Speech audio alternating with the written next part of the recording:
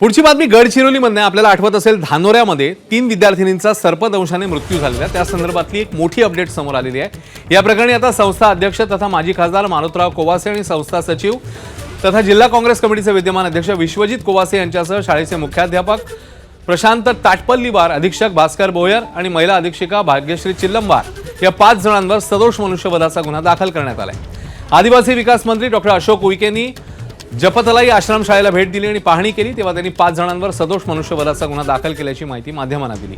या प्रकरणाची सखोल चौकशी सुरू आहे। दोषी आणि संबंधितांवर निलंबनाची कारवाई होणार असल्याचं देखील त्यांनी सांगितलेलं आहे। लहान मुली निष्काळजीपणामुळे दुर्लक्ष झाल्यामुळे संस्था चालक, अध्यक्ष आणि सचिवावर सदोष मनुष्य बळाचा गुन्हा दाखल झालेला आहे।